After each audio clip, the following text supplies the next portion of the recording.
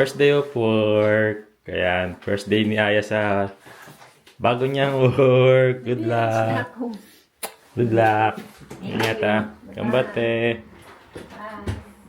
Love you. Good morning po sa inyo. Magandang araw po. Blessed day sa inyong lahat. Na tayo sa kusina. So tayo magkakape muna. Kape-kape muna tayo. Kape-kape. Ayan, dahil wala tayong pasok ngayon eh. Si Yuna Chang saka si EG nakapasok na po sa school. Si Aya naman, ayan, nakapasok na sa trabaho. Na nga, thank you Lord. First day po ni Aya ngayon sa work. Sana maging okay siya sa work ngayon. Ayan, kasi kinakabahan daw si Aya eh. Dahil nga, sa Siburi siya. Tagal-tagal din siyang hindi nakapagtrabaho. No? So simula po kasi nung lumipat kami dito sa bagong bahay, ayan, nag-stop po muna si Aya kasi nga malaking adjustment din po talaga yung mangyayari mula dun sa dating bahay namin saka dito. Maraming adjustment, maraming pagbabago, especially mga school ng mga bata. So, kailangan asikasuhin. So si Aya kasi yung more on hands-on dun sa mga bagay na ganun about sa school ng mga bata. So magiging busy po siya kaya sabi namin, ayan, nag-decide kami na mag-stop muna siya sa trabaho. Ayun. Tapos kapag nakapag-adjust na, katulad ngayon, okay na sila EG sa kasi Yuna sa school. Kabisado na rin nila yung pagpunta sa school, pag-uwi. Medyo nakakabisado na rin namin itong bagong lugar namin. Mga supermarket, city hall, daily needs namin, sa mga importanteng bagay. Ayan. Medyo kabisado na rin naman namin. Tapos yung mga dapat gawin sa bahay, mga dapat ayusin, okay na rin naman po. Nakompleto na rin naman po namin kahit paano yung mga gamit. Kaya yun, sabi ni Aya ready na raw siyang bumalik sa trabaho. Marami rin siyang interview or mensetsu na pinuntahan. Nag-try din siya na humanap ng trabaho na different doon sa dati niyang trabaho. Nag-try siya mag-apply sa mga restaurants, gusto rin niya mag-try sa mga hotel, sa mga cafe. Nag-try din siya, kaya lang yun nga, hindi naging okay sa kanya yung schedule. Mga food industry kasi talaga, no, kailangan talaga pumasok ka ng Saturday, Sunday kasi dyan busy, no.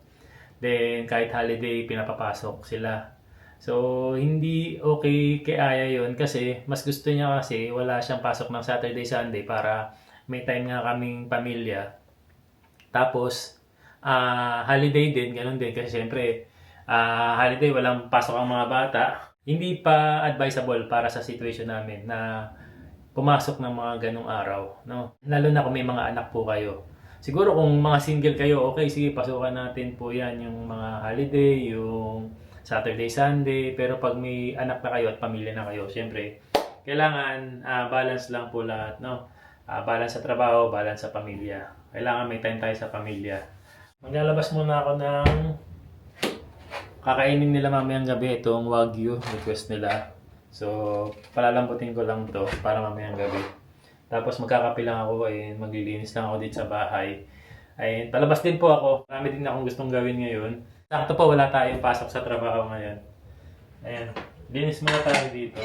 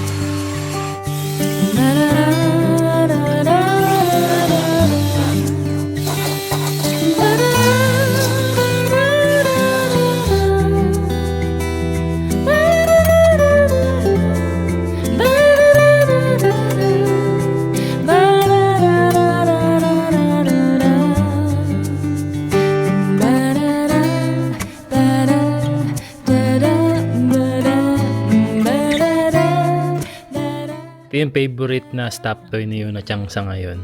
Ayan. Kahit luma na siya, favorite ni Yuna Chang yan. Tapos lagi niya tinatabi sa pagtulog niya tong dalawang teddy bear na to.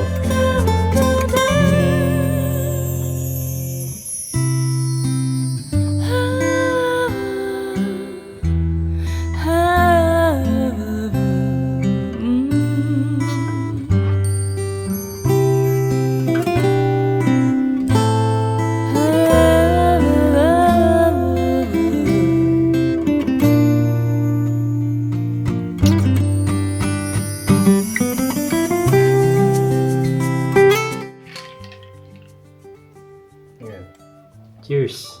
Ayan, marami nagtatanong sa atin, no, ano daw ba itong iniinom ko na to?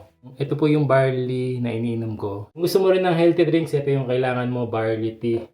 Sa isang box po, meron na siyang 44 pieces. Ayan, 44 sachet. Dalawang plastic po, 22 saka 22. Pero hindi tubig yung ginamit ko ha. Medyo siya maputi-puti. Ang ginagamit ko kasi, ang pinangahalo ko doon sa barley tea, ito. Soya milk. Ayan, kung meron pong available na soya milk din, pwede rin naman po soya milk. Almond milk, fresh milk, pwede rin po. Pero mas prefer ko kasi itong soya milk.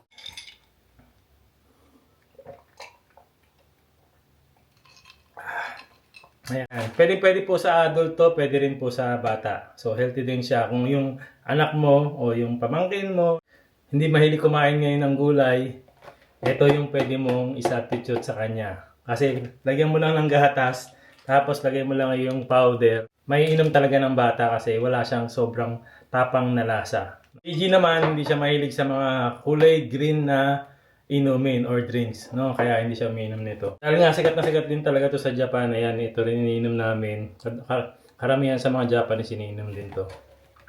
Ayan, kung nasa Pilipinas po kayo at gusto nyo rin uminom ng ganito, barley tea, ayan, available naman to sa store natin, sa JP Noy Vlogs official store. Kahit nasa Pilipinas kayo, pwede kayong umorder, pwedeng ma-deliver agad sa inyo kasi on hand po yung ating barley tea. Meron tayong mga stocks nito. Pero limited lang, kaya unahan na lang po, no? Kaya message lang kayo sa JP Noy Vlogs official store. Now na. Ay, ayan, palabas na ako. Ayan.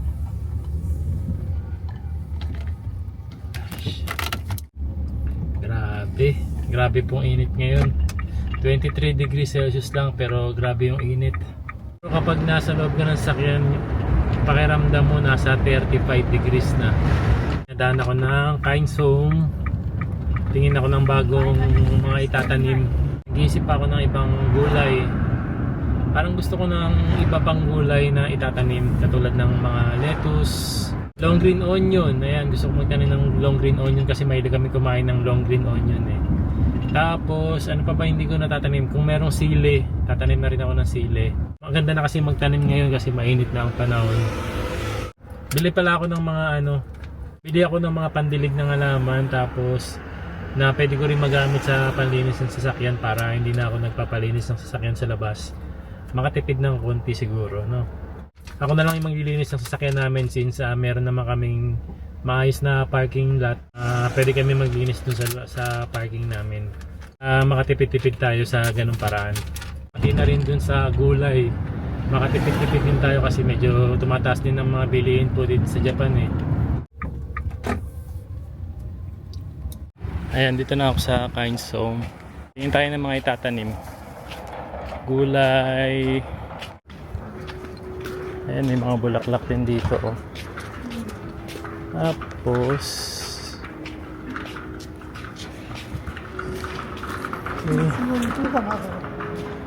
ayan, ito na yung mga pwedeng itanim. Ayan, ito may tanim na tayo mga kamatis.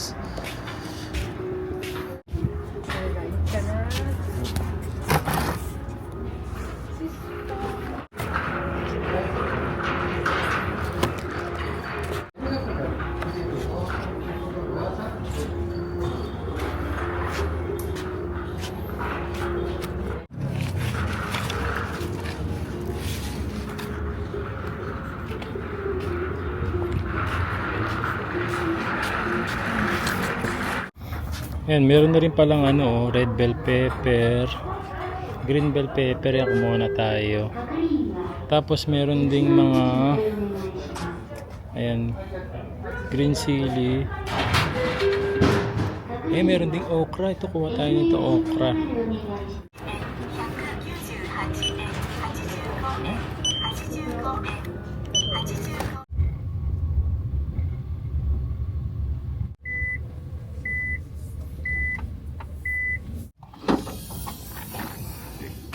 Bumali ako nitong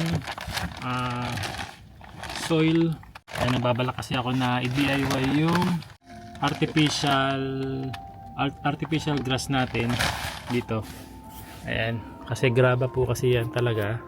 Medyo malaki-laki tong part na to, pero hindi ko alam kung magkano mga gastos natin dito, no. Pero nung nag-search kami kung magkano mga gastos dito, sobrang mahal talaga. Kaya naisip ko, susubukan kong i-DIY ito.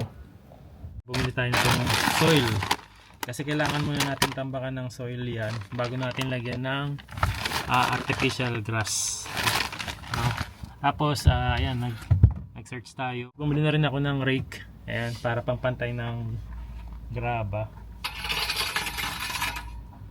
Ayan, kasi may mga malalaking graba rito na kailangan tanggalin.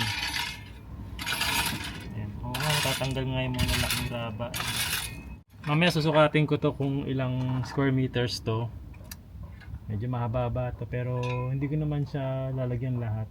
Gusto ko lang sanang lagyan yung ibang part para pwedeng paglagyan ng inflatable swimming pool. So para mas ma-enjoy din nila yung summer season dito. Tambay kami dito, ayan, makapag-relax kami minsan dito kahit nasa labas lang kami. Ayan, dito kami kakain, ganun. So yun yung binabala ko sana dito. Okay, baba muna natin to.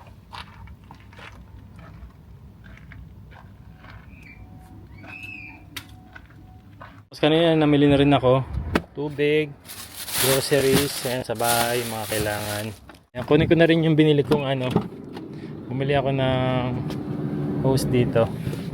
Ayan, para makapagdilig tayo ng maayos, makapaglinis ng sasakyan. Ayan, DIY na tayo lahat. So dito natin lalagay yan. Okay. Ayan yung mga panlinis natin.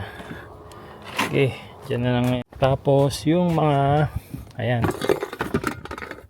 vegetable natin, ito na. Mamaya ko na ito ayusin pag medyo wala ng araw.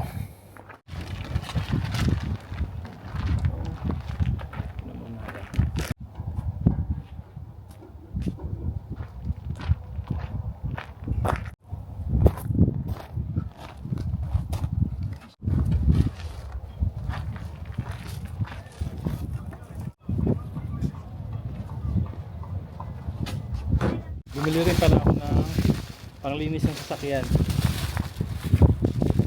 Ayan. Shampoo. Tapos sponge. Ito sponge din siya na parang gloves. Tapos ayan, microfiber cloth. Ayun, mukhang okay na okay nga. Like. Ha? Like mo yung work mo? Ha? Nandito na kami ni Yunat-chan. Tulungan daw ako ni Yunat-chan magtanim ng ating mga vegetable dyan.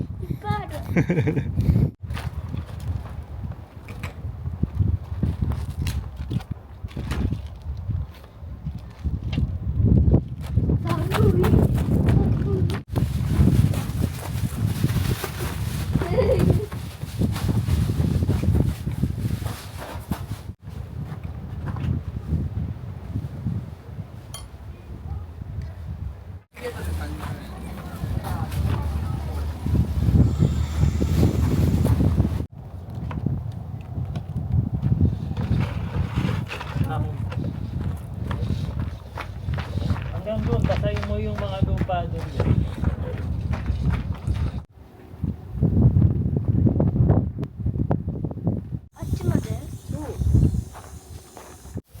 Sipag naman yun.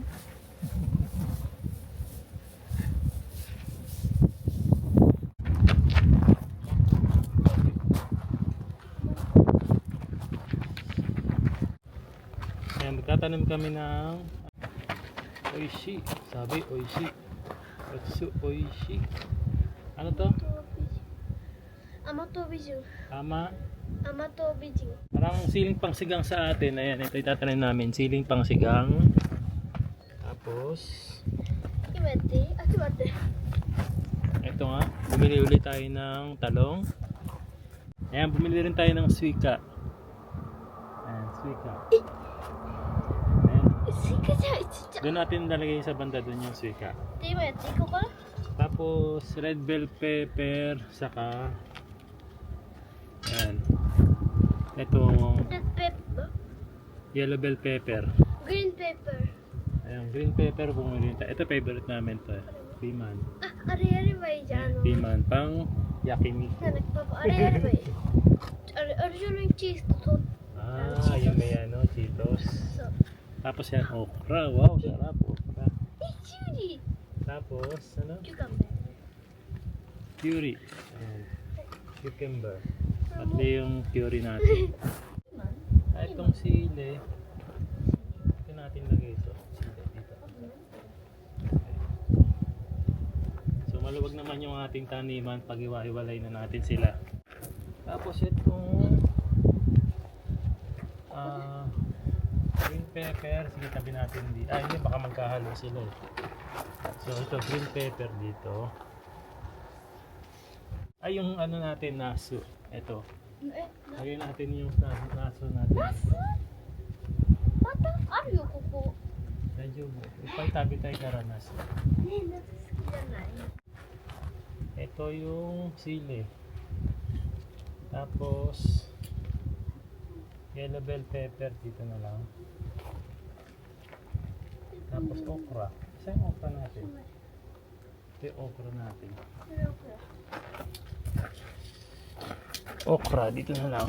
Ito yung sika dito natin lagay sa dulo para makagapang siya. Asa na papanang ko? Sika natin nandyan. Tapos ano to? Aja okra. Okra. Kaya nga cucumber. Ito ano to? Cucumber. Cucumber. Curry. Tapos Kaya nga green pepper. green bell pepper, yellow and red bell pepper. Oh. Ano to? Sili, yung pang sigang naso. Itong kamatis natin, ito medyo okay naman, namumulaklak na siya. Strawberry natin, ayan. Okay naman siya. Ano po ba yung kulang sa mga ginawa namin? Kasi first time po namin magtanim eh. Bo. Yung bo, yung ano. Ano, dakara na namin ito. Yung kamatis, kailangan lagyan ba ng ano, ng ganong kapitan? Asa? First time po kasi namin magtanim eh. Pero gusto ko talaga magtanim kasi para hindi na tayo bibili ng mga vegetables sa labas. So dito na lang, no? Correct? Pero, kasi sete. Alam mo na, tinuro ko na sa'yo ha. Huwag mong anuin yung ugat. Ha? Biscuit yan. Baka masira yung ugat ha. Okay. Okay.